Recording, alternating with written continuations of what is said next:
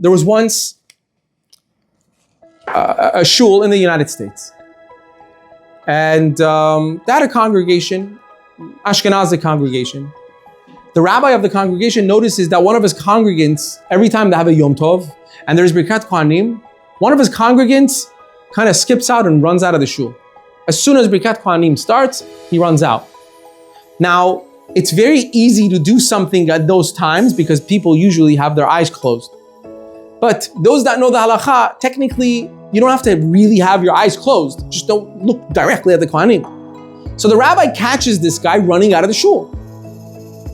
It happens once, twice, multiple times, different mu'adim, and now he wants to get to the bottom of it. This guy waits for Birkat Kohanim, and as soon as it starts, he runs out. Next Yom Tov, the rabbi says, you know what, I'm going to invite this guy to my home. And he's going to be forced to come to Bet Knesset, my shul, and I'm going to catch him in the act, and I'm going to ask him about it.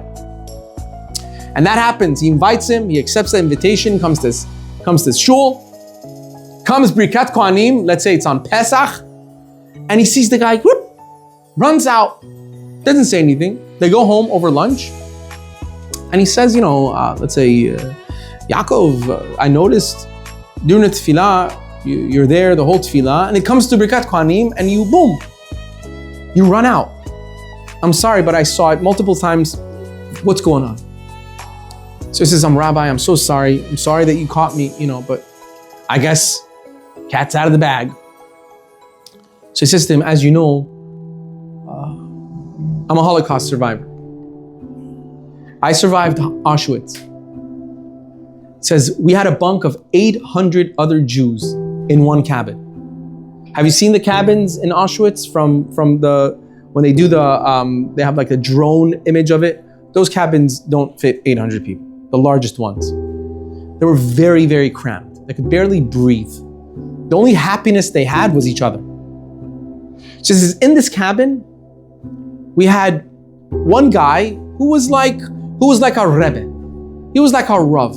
He wasn't a rabbi, but he was like more learned than other people in that cabin. So whenever we have our questions or we wanted to talk, or we wanted to he was our guy.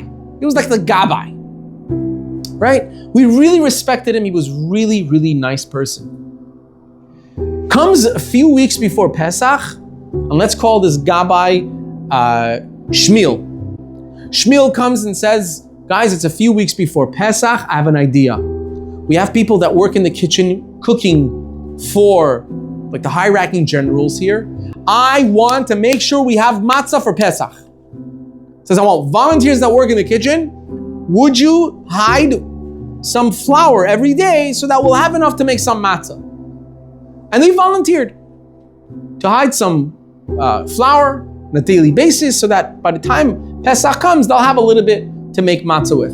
He says, and it worked. Comes Pesach, they made 2 matzot. They were successful in baking 2 matzot. 800 Jews, 2 matzot. He says, Shmuel sat down that Pesach Seder night. He did the entire Seder Haggadah Shel Pesach by heart. Entire Haggadah Shel Pesach. We were so happy. We felt after such a long time, we felt normal for the first time. In the darkest of times, we felt like we had hope. And then he made the bracha on the matzot, and he started giving out crumbs. 800 people had to share 2 matzot. Literally crumbs. Each person got a crumb. And we were so happy. All of a sudden, Yamach Shemam V'Zichram, they barge in. They had found out somehow. They come in and they go, you thought we're not gonna catch you?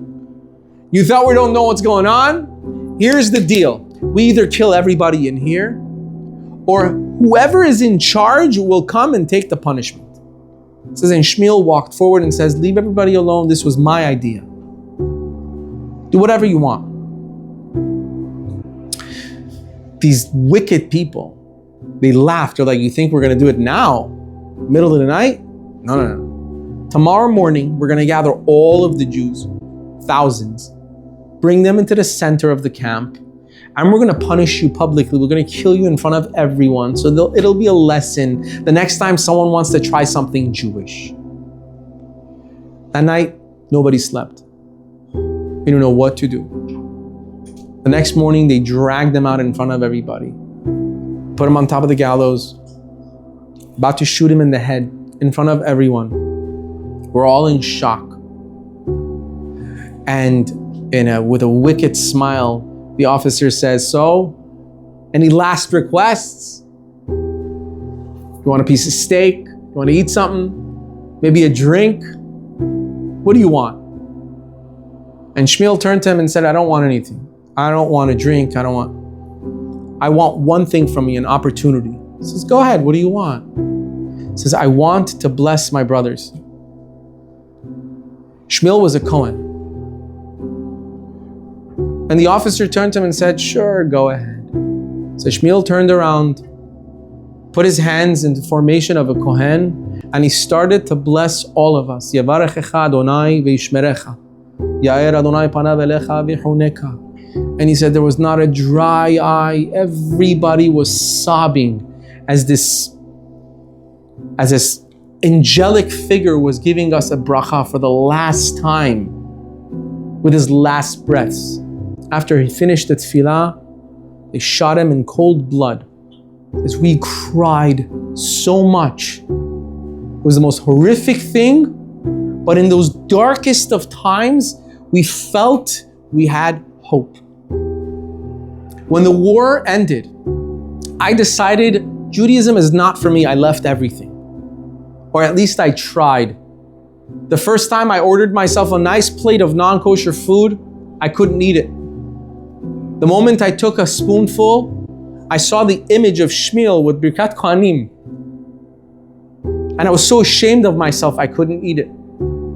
So I decided, okay, maybe non-kosher is not for me. But I wasn't gonna have anything to do with Judaism. I started dating a non-Jewish girl. I was very close to marrying her. And his image was haunting me. The image of Shmuel on that platform, giving us Birkat Kohanim in those darkest of times, I broke up with her. Got married to a Jewish girl. When I had kids, I wasn't planning on Jewish school. Again, Shmuel's image was what really did it for me. It pushed me to put my kids through Jewish school, yeshivot. I did everything Jewish for myself and my family, all because of that bracha of Shmuel. I couldn't get that image out of my head. How a person in those moments doesn't ask for anything else but to bless his brothers. That image has been with me for years. It says, so when I go to Bet Knesset, I never stay for Birkat Kohanim. I don't want to delete that image. That's the image that saved my life multiple times.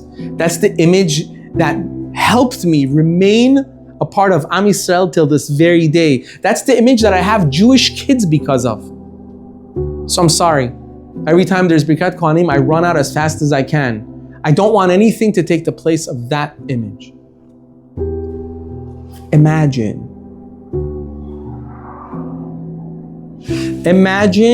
what one person can do to affect someone else's life without even knowing it. Without even knowing it, one smile, one gesture, two nice words to a friend. Come, let me take you to Bet Knesset. How do you know that that's not going to change that person's life? How do you know that one time that you dragged your friend out of bed to take him to shul is not the time it was the decision between marrying Jewish or not? Decision between going to yeshiva or not, seminary or not, remaining Jewish or not. How do you know? It's happened to me in my life multiple times. The things that have affected me in my life, if I tell you, you'll laugh. The most effective of things that you would have thought should have had an effect on me, I don't even remember. The smallest little things that people have said to me, my mentors, my rabbis, my brother, my parents, my sisters, the smallest things are etched into my brain. They don't even know it. Multiple times people have come up to me and they go, you remember when you were this old or that old? Remember that time you said this and that to me? No, I don't know. I want you to know that really had an effect on me.